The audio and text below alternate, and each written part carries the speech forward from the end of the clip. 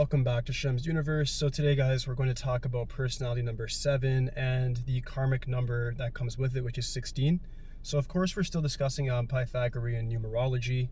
I know today's a big day, of course, December 21st. I might do a separate video just on what today actually means in a numerological perspective, but we're going to do the personality number first. So with personality number 7 comes Ketu, or Neptune, the water god. This is a very kind of anti-social sort of number. 7 is very introverted, highly spiritual, and from what I've read, it seems that only like 10% of what's known about the 7 is really like known and like put on paper. The other like 90% is something that you have to find out yourself as a 7. In a personality number position, I would argue that 7 will just give you more of a mysterious sort of aura, and that people will look at you and not really be able to read you that well. They'll find you a little bit introverted, and they may find that they even disdain even having to deal with you. The reason being is because 7 is a very non-materialistic number, and it wants you to seclude yourself and find what you'd call in the spiritual or Hinduistic studies as samadhi.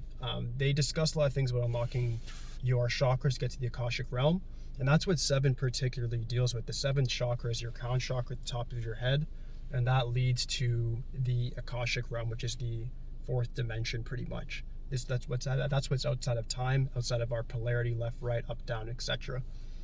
7 is also very popular in the Bible as well, of course, through like Jesus, and it took 7 days for creation to occur. And of course, we know there's 7 days of the week.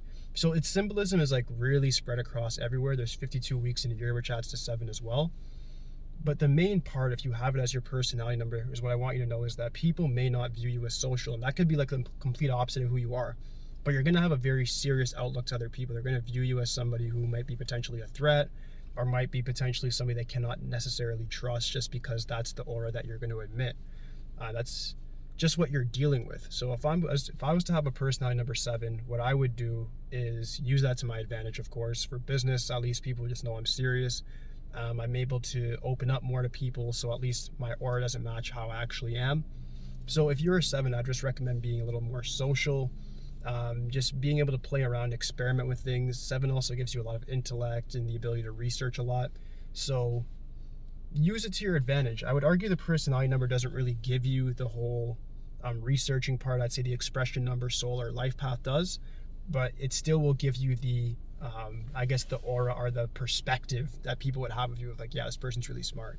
So you can use that to your advantage, and that people would probably overestimate you, and that they might also look at you as somebody that could be a potential threat, which is good for guys. For girls, not so much, but guys do get intrigued by that mysterious thing as well. So no matter what, it is advantageous. The only disadvantage, like I said at the beginning, is that people might view you as too antisocial, and that could also ruin certain opportunities for you. So you just want to make sure you bypass that. Moving on to the karmic number of 16. This is where I'd say the 7 is more amplified, in the sense that the 1 and the 6 will give you a more social, playish sort of feeling, and you're going to be somebody who people find attractive, because 1 is very an innovative force, and 6 is all about attraction, beauty, and luxury, and that adds to 7, which is the mysterious part. So you're going to have this mystery vibe alongside this very attractive, so people are going to dig deeper and find out who you are. If you're generally not a person that likes attention, this may hurt you, and if you are a person that likes attention, this can also hurt you as well, and I'm about to explain. The karmic number of 16 is like, in the symbolism of tarot cards, like a tower falling. So when that tower falls, that means that's your ego. It represents your life. So it wants you to let go of ego to then get to the next level of spiritual evolution.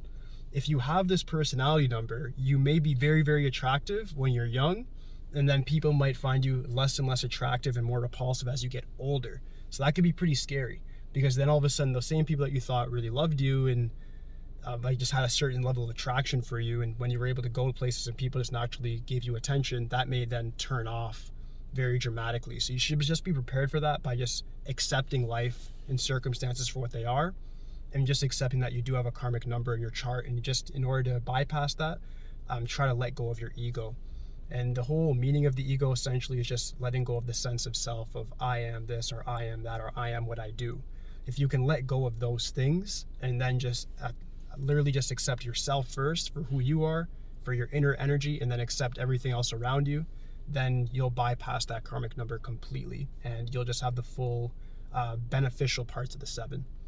But aside from that, that should be it for the 7 and the 16. There really is not much more to know, especially in the personality number position, as it's pretty much the least relevant in the core chart. But if you guys have any questions regarding it whatsoever, just leave it in the comments for me, or you can DM me at shemsuniverse 8.0 on Instagram, or send me an email, shem_roy@hotmail.com, and I'll answer any of you guys' questions. But once again, thank you guys so much for your time today. I'm going to do a second video on this whole conjunction with Jupiter and Saturn, explain to you guys exactly what it means and what you can do to get the full benefit from it. But aside from that, thank you guys for watching. See you soon. Peace.